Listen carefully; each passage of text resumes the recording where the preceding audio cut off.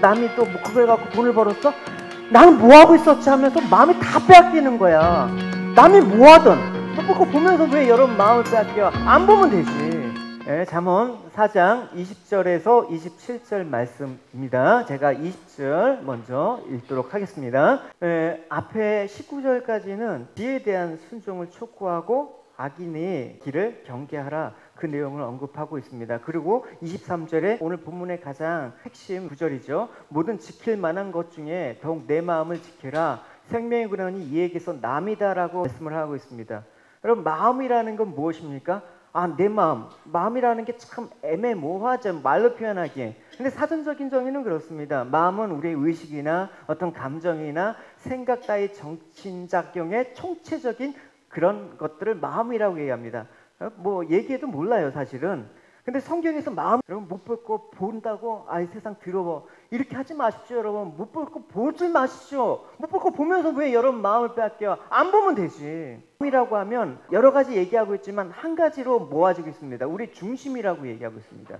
중심이라는 것은 단지 우리가 머리에 지적인 것이나 또 머리에 어떤 사고적인 것들을 의미하진 않지요. 그래서 실제적으로 마음이 우리의 중심이 된다는 것은 우리의 삶의 모든 것들을 차지하고 또 우리를 움직이게 하고 우리의 모든 일을 지배한다는 것입니다. 그래서 마음이 있어야지 우리가 뭔가를 할 수가 있다는 것을 우리가 알게 되죠.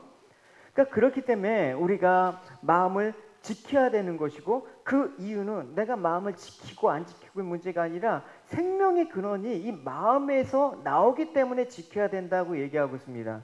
여러분, 우리가 생명이라는 건 뭡니까? 단지 그냥 숨을 쉬고 그냥 우리가 육적인 삶을 살아가는 게 생명을 유지하는 거다라고 얘기하고 있지는 않습니다. 적어도 인간이라면 그렇지 않습니다.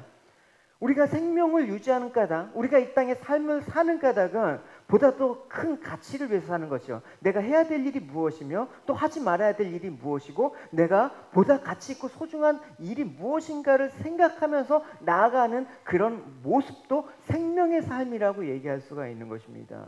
그래서 좀 더 구체적으로 말하면 내가 하나님 뜻대로 살고 하나님을 섬기며 이웃을 좀 섬기면서 사랑하자, 세상 사람들에게 선한 본이 되자, 내가 성결하고 거룩하고 규모 있는 삶을 살아가자, 또 존경과 찬사를 들을 수 있는 삶, 이런 것들을 지향하는 삶들이 생명의 범주에 속해 있다는 것입니다. 그래서 빌립보서는 이렇게 얘기를 하고 있습니다. 형제들아, 무엇에든지 참되며 무엇에든지 경건하며 무엇에든지 옳으며 무엇에든지 정결하며 무엇에든지 사랑할 만하며 무엇에든지 칭찬받을 만하며 무슨 덕이 있든지 무슨 기림이 있든지 뭐다? 이것을 생각하라. 생명이 어디에 있는 걸 생각하라. 너의 마음이 어디를 향하고 있는지 생각하라. 그런 얘기를 하고 있는 것입니다. 그래서 이와 같은 우리가 삶들을 살아내기 위해서는 우리가 중요한 게 있어요. 어떻게 마음을 지키느냐에 대한 그런 문제를 오늘 얘기하고 싶습니다. 빌립보서에서는 이렇게 말씀하고 있습니다. 그리하면 모든 지각에 뛰어난 하나님의 평강이 그리스도 예수 안에서 너희 마음과 생각을 지킨다. 그러니까 우리의 생각과 마음을 지키는 것은 어디에서 가능하다? 그리스도 예수 안에서만 가능하다라고 얘기를 하고 있습니다. 그래서 생명이 마음으로부터 나온다라는 말씀을 바꿔서 말하면 뭐냐? 예수님이 우리 마음의 주인이 되셔야지 우리 마음을 지킬 수 있다는 것을 뜻하는 것입니다. 그래서 예수님이 우리 마음의 주인이 되셔야지만 우리의 마음을 지킬 수 있다는 것입니다. 물론 우리가 예수님을 영접하는 듯이 우리 마음 막 예수님으로 충만하고 막 예배드리면서 이곳에 오서 사는데 마음이 뜨거워져갖고 뭐 그런 일은 사실은 드물죠. 예수님으로만 가득 차게 된다면 우리가 얼마나 좋겠습니까? 근데 우리가 예수님을 믿는 순간부터, 예수님을 영접하는 순간부터, 예수님을 나의 삶의 주인으로 모시는 그 순간부터 마음에 일어나는 그 작용이 뭐냐? 전쟁이 시작되는 것입니다. 내가 주님을 살고 싶은 마음 있죠. 그러나 한편으로는 어떤 마음이 있습니까? 내 뜻대로 살고 싶어하는 마음이 있단 말입니다. 이 두 가지 마음이 우리 마음 가운데 서로 차지하려고 전쟁을 벌이는 것입니다. 그래서 마음은 사탄과 거룩한 성도가 벌이는 영적인 전쟁터라고 정의할 수가 있습니다. 근데 여기서 우리가 알아야 될 사실은 뭐냐? 우리가 죄의 본질은 뭡니까? 죄의 본질이라는 것은 근본적으로 내 마음대로 하고 싶은 것이 죄의 출발이라고 얘기를 하고 있습니다. 그래서 내 마음대로 내 뜻대로 하고 싶은지 아니면 내가 하나님께 순종하고 싶은지 이게 잘 구별이 안 가. 그러면 어디에 끌려간다? 틀림없이 죄의 종 사탄에 끌려가게 돼 있다라는 것을 우리가 알 수가 있는 것이죠. 그래서 필립 얀시라는 사람은 이렇게 얘기하기도 했습니다. 깊은 바닷가에 수압이 이렇게 엄청나지 않습니까? 그러니까 아무리 그 튼튼한 잠수정이라도 오래는 있지 못해요. 반드시 그 압력을 견뎌야 하기 때문에 일정한 시간에 나와야 된단 말입니다. 근데 물고기는 계속 거기서 산단 말이죠.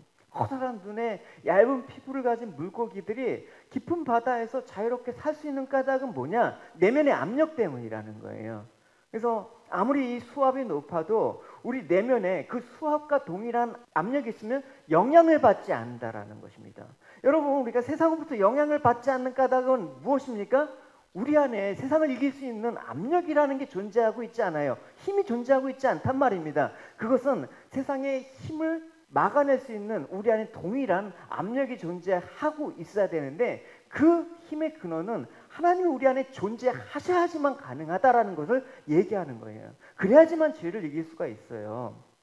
그래서 내 뜻대로 하고 싶어하는 마음과 하나님께 순종하고 싶어하는 마음 중에 여러분 우리는 나의 마음은 어디로 끌리는가 물어보셔야 되는 것입니다. 나의 마음이 끌리도다. 어디로? 험한 십자가를 항상 달게 지고 내가 죽도록 충성하리. 물론 우리가 이렇게 결단하면 좋겠는데 하지만 사도 바울조차도 자기의 마음에 대해서 이렇게 고백하고 있다는 사실을 간과해서는 안 되는 것입니다. 보시면 내가 원하는 바, 나 좀 선한 일을 행하고 싶고 하는데 별로 내가 원치 않은 악을 행하는 이 마음은 무엇인가? 만일 내가 원하지 아니하는 그것을 하면 이를 행하는 자는 내가 아니요 내 속에 거하는 죄다. 그러니까 내 속에 하나님으로 충만하지 않고 내 속에 내가 하고자 하는 뜻이 있으면 죄의 종이 된다라는 것을 사도 바울은 얘기를 하고 있습니다. 그래서 우리 마음의 변화는 주님의 마음을 품는 것입니다. 너희 안에 이 마음을 품으라. 곧 그리스도 예수의 마음이니. 우리가 마음을 지키는 것은 우리 힘으로 되어지지 않습니다. 절대요. 네버요. 오직 세상보다 크신 주 예수님을 우리 마음 가운데 품는 것이 세상을 이기는 길인 것입니다. 내 뜻보다 크신 주님에게 나 신뢰해. 그러니까 도무지 이길 수 없을 것 같고 내 고통과 내 유혹이 닥칠 때 우리가 할 일은 먼저 환경을 바꾸려 해서는 안 되는 것입니다. 그게 내 힘으로 되는 바꾸세요. 안 되지 않습니까, 여러분?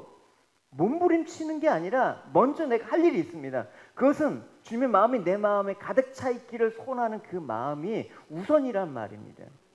근데 그럼 주님의 마음을 내 마음 가운데 어떻게 해야지 채울까요? 라고 물으면 여러분 거기서 우리가 막히면 안 돼요. 그래서 예수 그리스도의 마음에 대해서 이제 이 빌립보서 2의 절에서는 이렇게 얘기하고 있습니다. 그는 근본 하나님의 본체이시나 하나님과 동등됨을 취할 것으로 여기지 아니하시고 오히려 자기를 비워 종의 형체를 가지사 어떻게 됐다? 이게 중요한 거예요. 사람과 같이 되었다. 사람들과 같이 되었다라는 뜻은 뭡니까? 우리 마음을 지키는 것은 우리 몸과 무관하지 않다라는 것입니다. 여러분 우리가 종종 이런 얘기를 하죠. 내가 어떤 행동을 했는데 변명할 때 가끔 우리가 이런 얘기를 해요. 내가 이런 행동을 했지만 내 마음은 그렇지 않았어. 여러분 이런 말 안 합니까? 내 마음에도 없는 행동을 했어. 여러분 이 말에 동의하십니까? 여러분 로마서에서는 이렇게 얘기하고 있어요. 그러므로 형제들아 내가 하나님의 모든 자비하심으로 너희를 권하노니 너희 몸을 하나님이 기뻐하시는 거룩한 산제물로 드리라. 이는 너희가 드릴 영적 예배니라. 하나님께서 우리 마음을 드리라라고 얘기하지 않고 우리 몸을 드리라고 얘기하고 있어요. 그러니까 우리 몸을 하나님께 드리는 것과 우리 마음 가운데 예수님이 가득 차게 우리가 모시는 것은 다르지 않다라는 것입니다. 우리 신앙생활을 몸 따로 마음 따로 해서는 안 되는 거예요, 여러분. 그러면 어떻게 됩니까? 우리가 하나님 앞에 온전해질 수가 없단 말입니다. 그래서 오늘 본문은 너희 몸을 하나님께 드리는 거에 대해서 얘기를 하면서 우리 몸의 각 기관을 얘기하고 있어요. 귀, 또 입, 또 눈, 발. 이 모든 신체 각 기관을 동원해서 우리의 마음을 지키는 일에 힘써라 이렇게 얘기합니다.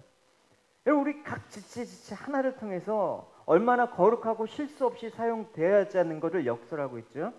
여러분 신체 한 부위 한 부위를 거론하면서 거룩하게 사용돼야 함을 역설하는 이유가 뭡니까? 간단합니다. 우리가 주님 앞에서 마음을 지키고 지혜롭게 살고 신앙으로 산다라는 것 자체는 우리 각 지체 하나하나가 단 하나의 지체도 남김없이 온전히 거룩하게 하나님께 합당하게 사용될 때만이 가능하기 때문이라고 얘기하고 있습니다. 예를 들어 볼게요. 우리가 주님께 내가 헌신하는 삶을 살겠다고 각오를 했어요. 각오를 했단 말이에요, 마음은. 근데 내 손은 도둑질을 했어요. 그러면 이럴 수 있냐? 손은 뭐 온몸에 비해서 이 손은 뭐 지극히 작은 한 부분 아니냐? 그러니까 너와 상관없다. 이렇게 말할 수 있냐? 없는 거. 이 손이 한 것도 결국 내 몸 전체가 한 거나 다름없기 때문에 이 모든 우리가 보고 듣고 뭐 걸어가는 이 발을 사용하는 이 모든 것들은 다 거룩하게 구별돼야 된다라는 걸 얘기하고 있어요, 여러분. 내가 하나님 내가 오늘 예배 드리고 갔는데 내가 몸이 많이 안 들어요. 이러면 안 되는 거예요, 여러분. 몸을 쳐서 왜 사도 바울이 하나님께 복종하라고 얘기하고 있어요? 그거와 마음과 무관하지 않기 때문에 그런 것입니다. 그래서 예수님께서는 이와 같이 우리 몸과 관련해서 말씀을 하셨습니다. 마태복음에 만일 내 오른 눈이 너를 실족하게 하거든 빼어버리라. 내 백체 중에 하나가 없어지고 온 몸이 지옥에 던져지지 않는 것이 유익하다. 또한 만일 내 오른손이 너를 실족하게 하거든 찍어버리라.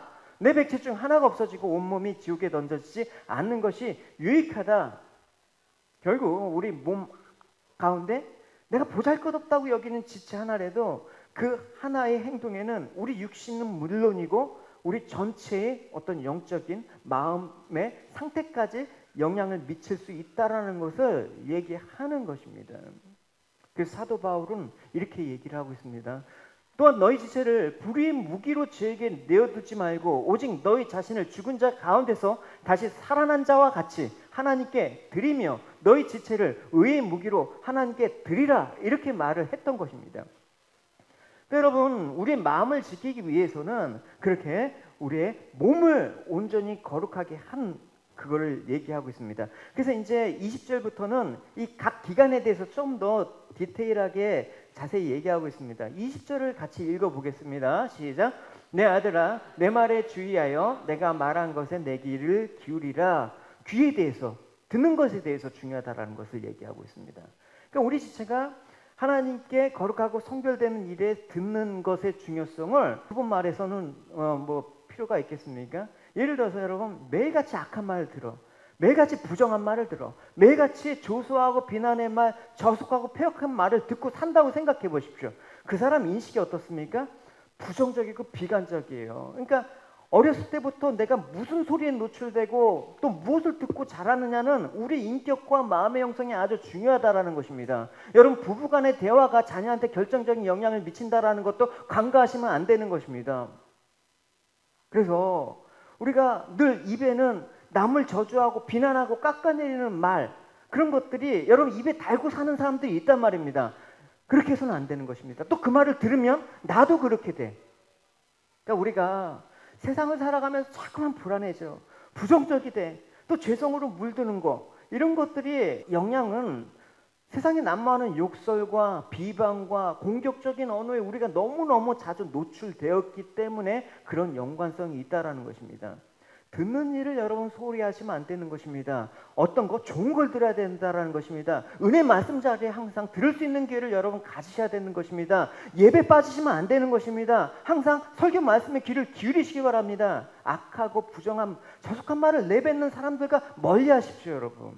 그래서 듣는 것에 대해서 중요하고 또 듣는 것과 더불어서 24절에 먼저 보면 말에 관해서 얘기하고 있습니다. 24절 읽어보도록 하겠습니다. 시작. 구부러진 말을 내 입에서 버리며 삐뚤어진 말을 내 입에서 멀리하라. 입술을 잘 관리해야죠. 입술을 왜 관리해야 됩니까? 잘못 관리하면 관리되지 못한 입술처럼 위험한 게 없어요. 우리의 분노나 역정이 어디로 갑니까? 입술을 먼저 통해서 표출되기 때문에 그래요. 그래서 에베소서는 이렇게 말씀을 하고 있습니다.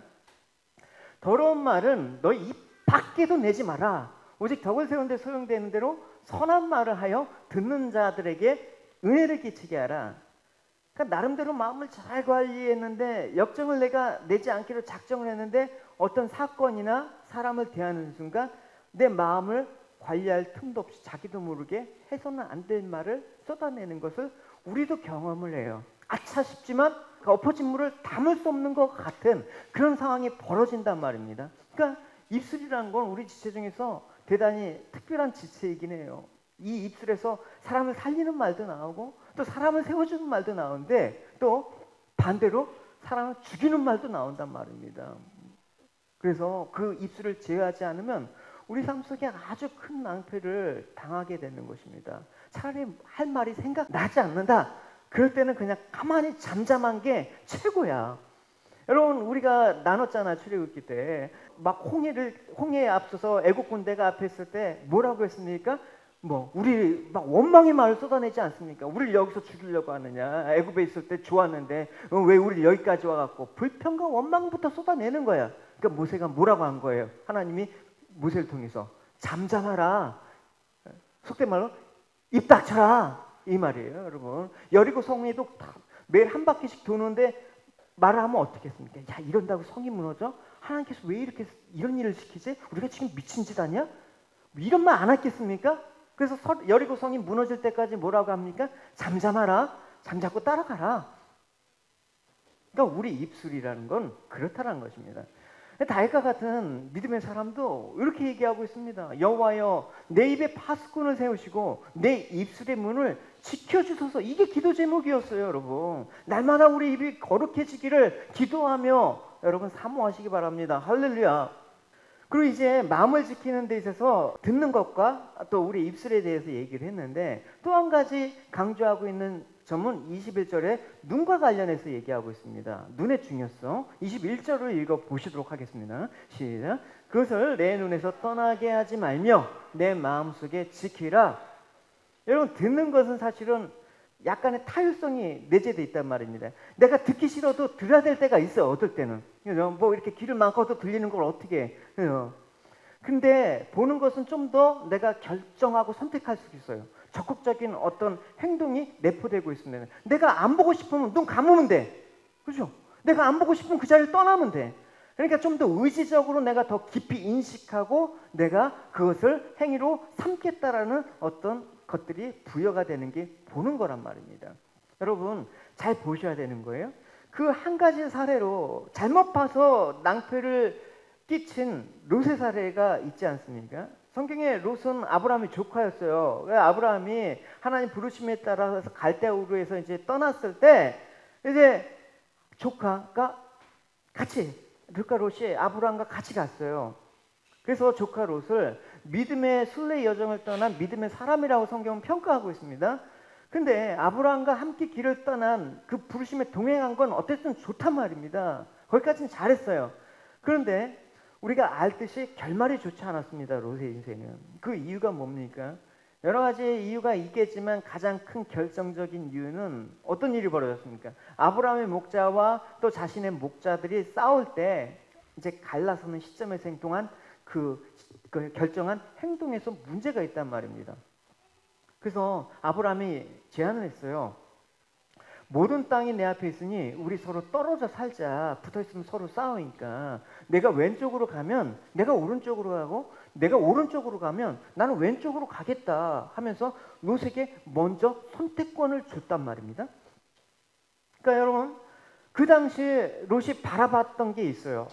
저쪽 가니까 마치 에덴 동산 같이 정말 기름지고 또 물도 풍족하다. 그래서 소돔과 고모라 땅을 바라봤단 말입니다. 그래서 그곳을 향해서 나 저쪽으로 갈래요 삼촌. 거침없이 나갔습니다. 뭐 고민해도 하지 않았어. 한 게 아니라 눈에 보기에 좋을 대로 끌리는 거예요.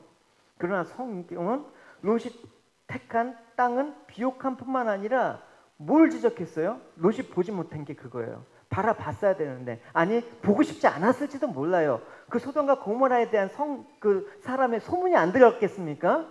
그래서 그 땅에 거하는 사람의 악함을 보지 못했다라는 거예요.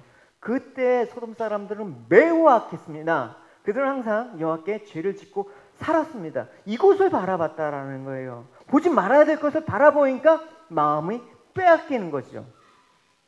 여러분, 이게 무슨 말이에요? 롯은 신앙적으로 잘못된 곳을 바라봤다라는 것입니다. 그로 인해서 그릇된 길로 가고, 그로 인해서 자기 마음을 지킬 수 없는 상황 가운데 일이 그렇게 되었다라는 것입니다.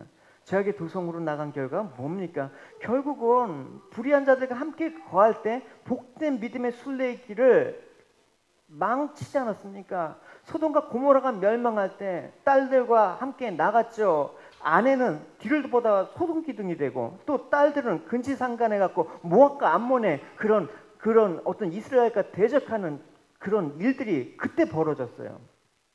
그러니까 여러분, 이런 사실에서 볼 때 내가 세상과 사물을 바라보는 시각이 얼마나 중요한지 알 수가 있는 것입니다. 주님께서는 이렇게 말씀하셨어요. 눈이 있는데 눈을 등불이라고 하셨습니다. 눈은 몸의 등불이니 그러므로 내 눈이 성하면 온 몸이 밝을 것이고 눈이 나쁘면 온 몸이 어두울 것이라고 말씀하셨습니다. 이게 눈이 비단 우리 신체 눈만이 아니라 무엇을 보는 어떤 영적인 또 안목을 뜻하는 거겠죠. 여러분, 우리가 망령된 것을 보면 요즘 막 비트코인이지 도지코인이지 또 여러 가지 코인도 하도 많아갖고 이제 외우지도 못하겠네. 자꾸만 거기 망령된 것이 허탄한 곳에 가니까 온 마음이 빼앗기잖아요, 여러분. 온 마음이. 여러분, 주식 투자하고 싶습니까? 거기 다 빼앗기는 거야. 남이 또 그거 해갖고 돈을 벌었어? 나는 뭐 하고 있었지 하면서 마음이 다 빼앗기는 거야. 남이 뭐 하든 우리 눈에 음란한 거, 폭력적인 거, 허탄한 거, 그럼 우리 삶도 그렇게 파괴적이고 험한 것밖에 될 수가 없는 것입니다. 뭐라면 거룩한 것을 보십시오. 그래서 25절은 내 눈을 바로 보고 내 눈꺼풀은 내 앞을 굳게 살피라고 말씀을 하고 있습니다. 그 여러분의 눈이 어디로 향하고 있는지 늘 점검을 해야 되는 것입니다.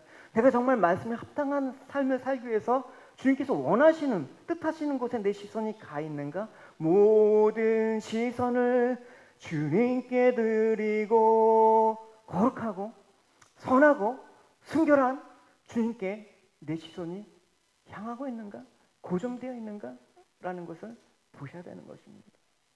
여러분, 못 볼 거 본다고 이 세상 더러워 이렇게 하지 마십시오. 여러분, 못 볼 거 보지 마십시오. 못 볼 거 보면서 왜 여러분 마음을 빼앗겨? 안 보면 되지. 그래서 마지막으로 이제 마음을 지키는 데 있어서 발을 강조하고 있어요. 26절과 27절 읽어보시도록 할게요. 시작. 발이 행할 길을 우리가 뭐라 합니까? 보통 행보라고 얘기하지 않습니까? 우리 인생 행보 이렇게 할 때 발걸음만을 의미하지 않아요. 그것은 우리 삶의 구체적인 순간순간들, 그리고 내가 선택하고 결정한 모든 것들을 함축하고 있는 게 행보, 나의 발걸음이라고 얘기를 할 수가 있어요. 그래서 구체적으로 얘기하면 우리의 행동 방식을 결정하는 것, 우리의 습관들, 우리가 거듭되는 삶의 태도들, 내가 추구하는 목표들, 이런 것들이 우리의 발걸음이라고 할 수가 있습니다. 그러니까 여러분, 이를 감안할 때 우리가 발이 좌로나 우로나 치우쳤다라는 것은 무엇입니까? 내가 그릇된 죄악의 방향으로 치우쳐있다, 빠져들었다라는 의미를 하고 있습니다. 이게 빠져든다라는 말은 조금 더 의미가 깊어요. 왜냐하면 빠졌다가 이게 아니지가 아니라 빠졌는데 너무 좋거든. 더 가까이 가. 해보니까 더 좋거든. 그래서 그 좋지 않은 습관이나 행동을 표현할 때 우리는 뭘 합니까? 빠져들었다. 또 다른 말로 아주 찌들어 있다라는 표현을 쓴단 말입니다. 예를 들어서 여러분, 술을 마신다라는 표현은 그냥 우리가 받아들이는데 술에 찌들었다 이러면 어떻습니까? 되게 느낌이 어감이 강하잖아요, 여러분. 그렇단 말입니다. 내 발을 악에서 떠나게 하라는 것은 그냥 하지 말고 찌들지 말라라는 거예요. 우리가 죄를 질 수 있죠. 넘어질 수 있죠. 그럼 얼른 발을 빼라 이 말인데 하니까 좋거든. 그러니까 찌들게 되는 거예요, 여러분. 그러니까 몸에 배어 있어, 이런 삶의 방식이. 이런 악기 찌들어 있는 사람들 보면 맨날 뱉는 문장이 항상 욕을 끝에 접두사 전미사를 안 붙이면 얘기가 안 돼. 발, 이런 거 붙이면 얘기가 안 돼. 손으로 악을 행하지만 직접 불러 하면서 맨날 툭툭 치면서 손찌검하면서 타인을 아주 괴롭혀야지만 직성이 풀려야지 잠이 자. 우리가 취하는 걸음, 행동 하나하나를 내가 습관화해야 돼. 어떻게? 좋은 쪽으로, 아름답게. 이거는 우리가 의지적으로 결정을 해야 되는 거예요. 내가 어쩔 수 없다고 환경 탓하지 말고, 여러분, 우리가 그곳에서 내 습관을 거룩하고 아름답게 해야겠다, 내 발걸음을 치우치지 않겠다고 결정을 해야 돼요. 하나님의 뜻을 행하겠다는 의지를 갖고 살아야 된단 말입니다. 다윗은 이런 고백을 했죠. 내가 내 행위를 깊이 생각하고는 주의 교훈으로 내 발걸음을 돌렸습니다. 내가 주의 계명을 지키는데 신속하고 지체하지 않았습니다. 근데 발걸음을 돌렸습니다라는 말은 뭐예요? 하나님 말씀을 떠나서 잘못된 길로 잠깐 빠진 적이 있었어. 이런 뉘앙스가 있단 말입니다. 그러나 시들하지 않았어. 내가 비록 실수했지만 하나님이 말씀을 지키는데, 이게 죄악된 길임을 내가 깨닫고 내가 다시 돌이켰어. 신속하게 돌이켰어.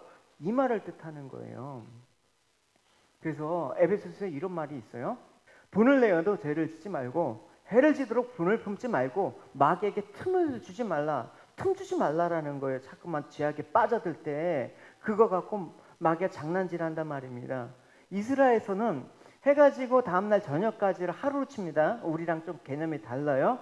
그러니까 해가 지도록이라는 표현은 화를 다음날까지는 끌고 가지 말라, 그냥 방치하지 말라라는 거예요. 화날 수 있죠, 여러분. 살다 보면 화날 일 없겠습니까? 그죠?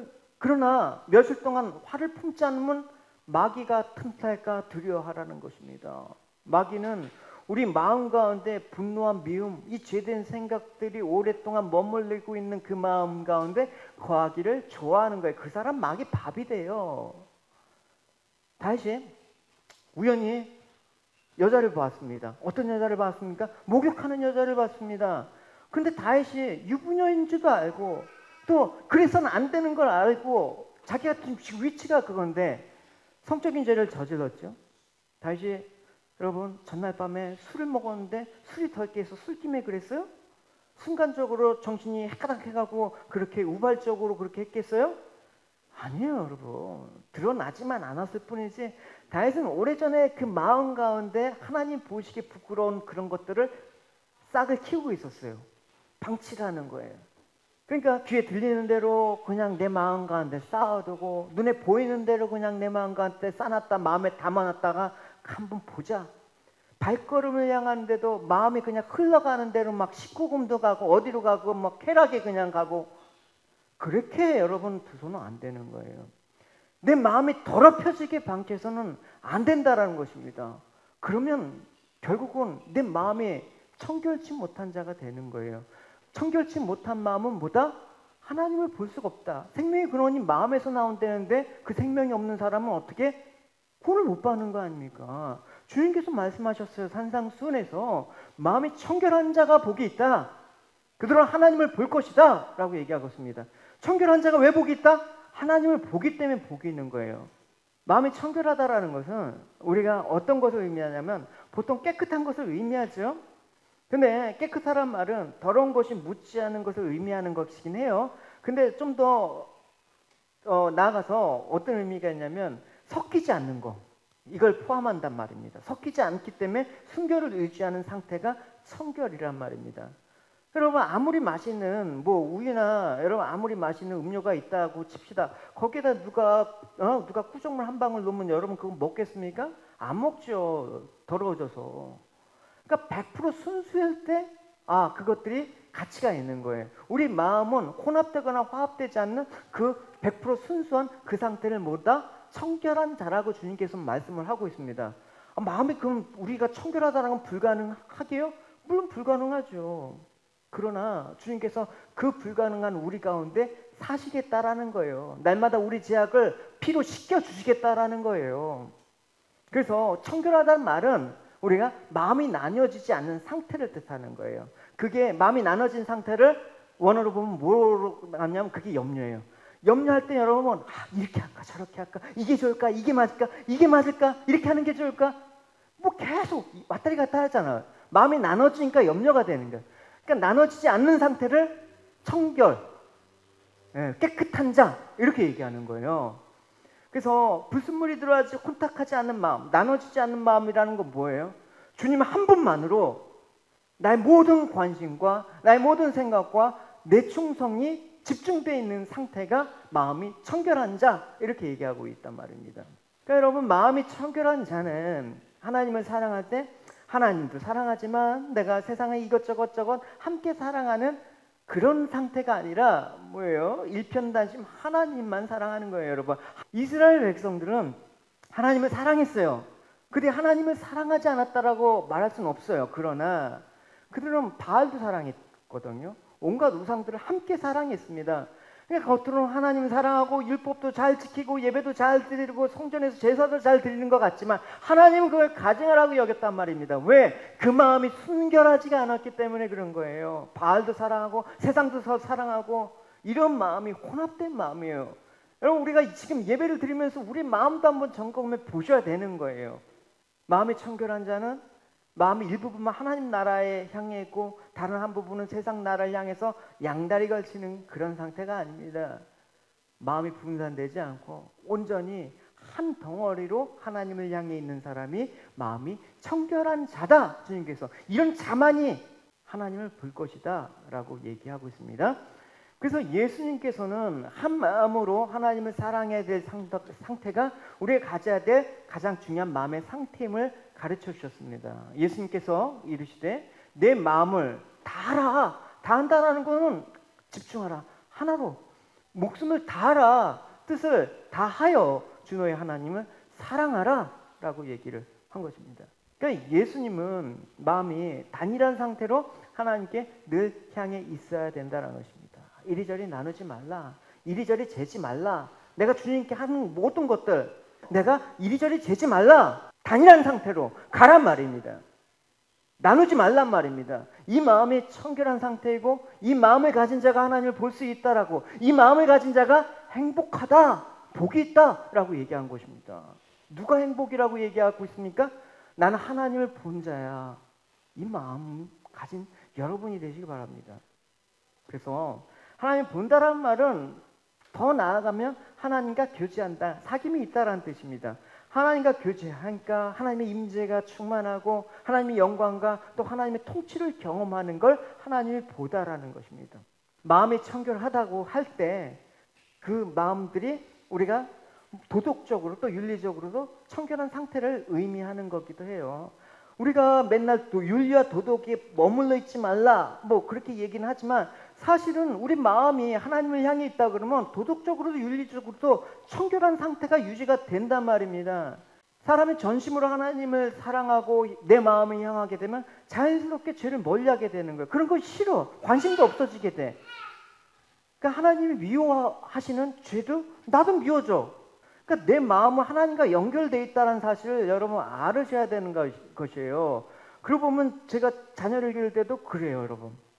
예. 예를 들어서 제가 옛날 경험이에요. 옛날에 제가 마음속으로 참 이렇게 미워하는 감정이 있었던 사람이 있어요. 저희 교회 지체가 아니라 옛날에 한국에서 마음이 지체하는 사람이 있고 괜히 보면 표현을 안 하죠.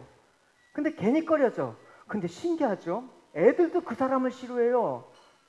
제가 좋아하는 사람은 애들도 좋아한단 말입니다. 그러니까 여러분, 우리가 정말 하나님이 우리에게 마음을 주셨다는 건 우리 마음이 계속해서 흘러가는 거예요, 여러분. 내가 하나님을 사랑하지 않으면 애들도 하나님을 사랑하지 않는다니까요, 여러분. 여러분, 내가 예배 안 나오면 자녀들은 같이 안 나오는 겁니까? 생각해 보십시오, 여러분. 애들은 보내요. 왜 애들까지 예배를 못 드리게 하냔 말이에요. 애들 보내요. 연락하면 제가 애들이라도 되고 예배 드리게 할게요. 근데 내가 아프면 애들도 예배를 안 드려야 돼. 이러니까 애들도 마음이 같이 흘러가는 거야. 애들은 애들대로 그 마음을 지킬 수 있도록 내가 절심전력을 해줘야 되는 거예요. 너가 하나님께 마음을 지킬 수 있도록 내가 부모로서 최선을 다한다. 이게 사랑하는 거지. 그래서 우리가 도덕적으로 청결한 그 내면을 소유하도록 하기 위해서라도 하나님을 사랑해야 돼. 고린도전서에서는 이렇게 말하고 있습니다. 너희가 하나님의 성전인 것과 하나님의 성령이 너희 안에 계시는 것을 알지 못하느냐. 누구든지 하나님의 성전을 더럽히면 하나님이 그 사람을 멸하시리라. 하나님의 성전은 거룩하니까 어떻게 하다? 너희도 그렇게 해야 된다라고 얘기하고 있습니다. 너희 몸을 그렇게 해야 된다라는 거예요, 여러분. 그러니까 우리 몸을 성전이라고 하였습니다. 우리의 인격은 하나님의 성전이고 여기에 하나님이 계십니다. 그러므로 항상 하나님의 말씀을 묵상하면서 그 말씀으로 하여금 항상 우리를 지배하게 해야 되는 거죠. 그렇게 될 때 비로소 우리는 자유함을 얻을 것이며 아무도 우리를 구속하지 못할 것입니다. 성령으로 나를 지배하게 하고 말씀으로 나를 지배하게 하셔야 되는 것입니다. 여러분, 현재 나의 마음은 어떻습니까? 시편 27편에 다윗은 자신의 소원을 이렇게 고백하고 있습니다. 여러분, 이러한 마음이 되길 바랍니다. 같이 읽어봅시다. 시작. 내가 여호와께 청하였던 한 가지 일, 곧 그것을 구하리니 곧 나로 내 생전에 여호와의 집에 거하며 여호와의 아름다움을 앙망하며 그 전에서 사모하게 하실 것이라. 여러분, 현재 내가 무엇을 사모하고 있는가를 보시면 나의 마음이 어떠한가를 알 수가 있어요. 현재 내가 사모하는 것이 무엇입니까? 현재 내가 정말 간절히 듣고 싶고 간절히 보고 싶고 간절히 향하고자 하는 것이 무엇입니까? 여러분, 하나님 보고자 하십니까? 아니면 나의 성공과 자식의 성공, 나의 모든 것, 나의 그런 것들이 보고자 하십니까? 우리는 세상에서 하나님을 보기를 원하지만 또한 명예도 보고 부도 보고 자식의 성공도 보기를 원합니다. 물론 이것이 다 잘못된 것은 아니에요. 그러나 그것이 하나님의 영광과 뜻을 이루기 위해서가 아니라 자기 영광과 세상에서 잘 먹고 잘 살기 위한 것이라면 마음이 청결하지 못한 겁니다. 이스라엘 백성들과 같이 하나님을 섬기지만 또한 세상을 사랑하여 바알을 함께 섬기고자 하는 것과 다를 바가 없는 것입니다. 그래서 우리는 모든 내적 삶의 방향을 의의 방향으로 향하도록 마음을 잘 지켜야 되는 것입니다. 우리 눈에 보이는 상황이 아니라 예수 그리스도께 우리의 마음을 고정시키기 바랍니다. May Christ guide us so that we may not settle for what we can see by the eye. 주님께서 우리 인생 가운데 지금까지 행하셨던 일, 또 지금 현재 행하신 일, 또 그리고 앞으로 행하실 일에 대해서 항상 나의 마음과 생각이 고정되시길 바랍니다. And even our current state, what we're thinking and everything for the future, I want Jesus to really guide us and hold our thoughts together. 그래서 우리 인생 가운데 일어나는 모든 일이 주님의 기쁨이 되신 거기에 되길 원하며 또한 우리의 기쁨이 되는 것이 되길 축원합니다. And so I want our lives to be glory for God, and what we do, may we be happy for God. 우리 잠깐 눈을 감고 말씀 생각하시면서 조용히 기도하시도록 하겠습니다.